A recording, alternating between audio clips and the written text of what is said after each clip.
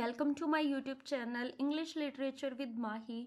आज हम लोग करने वाले हैं द लॉजिक पोएम, जो कि जयंत महापात्रा के द्वारा लिखी गई है। जयंत महापात्रा इंडियन राइटर हैं और इन्होंने ये जो पोएम है द लॉजिक, ये इन्हीं का एक वर्क है द रिलेशनशिप, जो कि 1980 के अंदर पब्लिश हुआ था। उसी कलेक्शन में से ये पोएम ली गई है द लॉजिक। इसके अंदर ये जो लॉजिक है, लॉजिक बेसिकली मैन की जो पेट्रार्कल सोसाइटी की जो थिंकिंग है, यानी कि आदमी की जो सोच होती है एक औरत को लेके, जिस तरीके से वो तर्क देता है कि पहले तो ऐसा हुआ करता था, सदा से ही ऐसा होता आया है, तो इस तरीके से वो जो लॉजिक दे के बच जाता है और जो लॉजिक दे के खुद को सुपीरियर दिखाता है, ये उससे रिलेटेड है। और जयंत महापात्रा के द्वारा ये जो पोएम है ड्रामेटिक मोनोलॉग के अंदर लिखी गई है। ड्रामेटिक मोनोलॉग बेसिकली वो होता है जिसके अंदर एक स्पीकर होता है और वो लिसनर को कन्वे करता है, कोई मैसेज कन्वे करता है, लेकिन जो लिसनर होता है वो म्यूट रहता है बिल्कुल।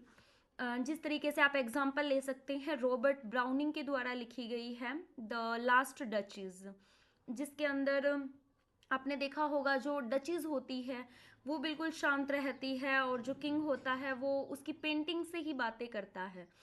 तो चलिए आज फिर हम अपनी इस पोएम को स्टार्ट करते हैं। जयंत महापात्रा के बारे में थोड़ा सा मैं आपको बता देती हूँ। इनका जन्म जो है 1928 में हुआ था और इनकी डेथ 2023 के अंदर हुई है। ये पिक्चरेस्क्यू एंड ड्रामेटिक मोनोलॉग है। ये जो पोएम है, पिक्चरेस्क्यू का मतलब है एक तरीके से इमेजिनेटिव पोएम है, इमेजिनेशन का यूज किया गया है। साइकोलॉजिकल पोएम है, यानी कि वुमेन की जो साइकोलॉजिकल पोजीशन है, वो किस तरीके से सोचती हैं उसके बारे में दिखाया गया है। ये मैंने आपको बता दिया है कि ये इनका रिलेशनशिप जो कलेक्शन था वहाँ से ली गई है। इसकी टोन जो रहेगी पोएम की वो प्रोवोकेटिव रहेगी। ऑब्वियस सी बात है, एक वुमेन स्पीकर है इसके अंदर और वो अपनी दशा के बारे में बता रही है कि उसके साथ किस तरीके से व्यवहार होता है। और इसकी जो थीम रहेगी वो treatment of love and sex रहेगा। मैन एंड वुमेन की रिलेशनशिप के बारे में बताया गया है कि किस तरीके से मैन एंड वुमेन का रिलेशनशिप होता है। तो स्टार्ट करते हैं हमारी पोएम को। Recline in your upholstered chair. Upholstered का मतलब होता है थिक एंड सॉफ्ट मटेरियल से बनी हुई चेयर, यानी कि एक ऐसी चेयर जो बिल्कुल सॉफ्ट तरीके से बनी हुई है, तुम उस पर जाकर बैठ जाओ। Under the lemon yellow logic. Under the lemon yellow logic का मतलब, देखो आपने देखा होगा कि ये जो येलो लाइट होती है ना, वो बहुत ज़्यादा ब्राइट होती है और इजीली अट्रैक्ट कर सकती है। तो इसी तरीके से मैन को बताया गया है कि तुम उस येलो चेयर पे जाकर बैठ जाओ जो बहुत गद्देदार है, बहुत ज़्यादा सॉफ्ट है। यहाँ पे स्पीकर ने मैन के लिए बिल्कुल काम क्वाइट जो मूड होता है उसको दिखाया है कि तुम शांत होके वहाँ पे आराम से बैठ जाओ। In the golden corner of the light. In the golden corner of the light का मतलब होता है जहाँ से सुनहरी किरणें आ रही हैं, सुनहरी रोशनी आ रही है। यानी कि एक तरीके से सुनहरी रोशनी मतलब जो मैन होता है वो हमेशा सुनहरी रोशनी यानी कि सूरज की किरणों में रहता है और वुमेन एक तरीके से हमेशा अंधेरे में रहती है। और वुमेन मैन को एड्रेस करते हुए कह रही है कि तुम जाओ और उस चेयर के ऊपर बैठ जाओ जो येलो कलर की है, जो बिल्कुल ब्राइट है, जो तुम्हें रोशनी दे रही है, यानी कि तुम्हें चमकदार बना रही है, तुम्हारा जो अस्तित्व है उसे चमका रही है। Clasping geometric hands together. Clasping geometric कहने का मतलब, जियोमेट्रिक हैंड्स का मतलब होता है जो कंट्रोल्ड हैंड है, यानी कि वुमेन को जो कंट्रोल किए हुए हैंड्स है ना, उसके साथ तुम बैठ जाओ, उसके साथ ही तुम रहो। You will not sleep with centuries any more as with your woman, no more than you would find me to be fond of you. You will not sleep with centuries. Not sleep का मतलब है यहाँ पे basically तुम सालों से women को control करते हुए आ रहे हो और बिल्कुल भी नहीं सोए हो। कहने का मतलब वो जाग रहा है, इंसान जो मैन है वो वुमेन को कंट्रोल करने के लिए जाग रहा है सेंचुरीज से। Any more as with your women, जैसा कि तुम अपनी वुमेन के साथ रहते हो। No more than you would, अब तुम उससे अब तुम वैसे नहीं रह सकते जैसे तुम सेंचुरीज से रहते हुए आए हो। जैसे तुम सेंचुरीज से ये कहते हुए आए हो, मैंने आपको स्टार्टिंग में एग्जाम्पल बताया, मनुस्मृति के अंदर सती प्रथा के बारे में था। तो इस तरीके से तुम ऐसे बच नहीं सकते हो कि सेंचुरीज से तो यही होता आया था वुमेन के साथ, सेंचुरीज से वुमेन ऐसे ही रहती थी, सेंचुरीज से वुमेन इस तरीके से ही रहा करती थी, ये पहनती थी, ये खाती थी, इस तरीके से काम करती थी। तो अब तुम उस चीज़ के साथ नहीं रह सकते, तुम्हें नेचर के साथ चेंज होना पड़ेगा। Find me to be a proof of you, तुम अपना खुद का भी तो मुझे प्रूफ दो कि ये सारी बातें सच हैं। आई होप यहाँ तक आपको चीज़ें बहुत अच्छे से समझ में आ रही होंगी। नेक्स्ट है my skin cups unblemished milk. यहाँ पे जो my skin cups unblemished milk, unblemished का मतलब होता है जो खराब ना हो सके, जो बेकार ना हो सके, जो बिल्कुल प्योर हो।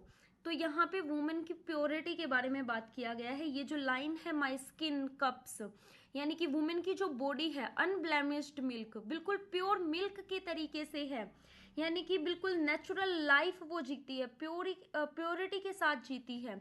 You shattered each lonely when with,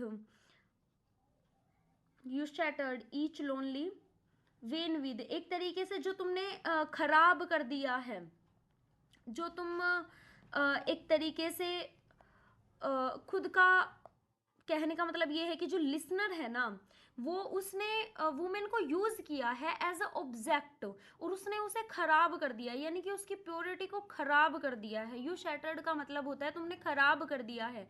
each lonely when with, जो मेरे अंदर है उसको तुमने खराब कर दिया है। My devoted pads of flesh pave the ground, कहने का मतलब ये है कि जो ह्यूमन लाइफ होती है ना, वो उसने मटेरियल थिंग्स, यानी कि फ्लैश पेव का मतलब होता है तुमने तुम्हारी हथेली के नीचे, जिस तरीके से आप देखते हो कि मांस होता है उसको काटा पीटा जाता है, खराब कर देता है, आपका धर्म भी भ्रष्ट कर देता है, ठीक उसी तरीके से तुमने मुझे भी मटेरियल थिंग्स के अंदर ला ला कर खराब कर दिया है, मुझे यूज करके मुझे खराब कर दिया है, बिल्कुल इमोशनल सेक्रीफाइस मैंने किया है। For what you strive to accomplish, strive to accomplish का मतलब है यहाँ पे कॉस्ट ऑफ सेंटिमेंट्स, मतलब मैंने अपने सेंटिमेंट, मैंने अपने इमोशंस की क्या की है, कॉस्ट पे की है तुम्हें, मैंने हमेशा कीमत चुकाई है। हमेशा देखा जाए तो जो वुमेन होती है हमेशा इमोशनल रहती है और इमोशनल तरीके से उसने अपनी कीमत चुकाई है, अपनी ज़िंदगी अच्छे से नहीं जी है। Make me small and edible love, यहाँ पे जो स्पीकर है वो ये कहना चाहती है कि तुमने मुझे एक तरीके से स्मॉल, बिल्कुल तुच्छ बना दिया है, एडिबल, जो सिर्फ तुम्हारे ही काम आ सकती है और सिर्फ तुमने तभी प्यार किया है जब मैं तुम्हारे लिए कुछ कर सकती हूँ, जब मैं तुम्हें कुछ दे सकती हूँ, इसी के बदले तुमने मुझसे प्यार किया है। This scalp hurt not from the steep drag of your hands but from my practice drivel, कहने का मतलब यहाँ पे जो स्पीकर है वो ये कहना चाहती है कि जो रियल पेन है ना वो अंदर से आता है, वो सेल्फ यानी कि खुद से ही आता है और तुमने अंदर से मुझे बिल्कुल खोखला कर दिया है।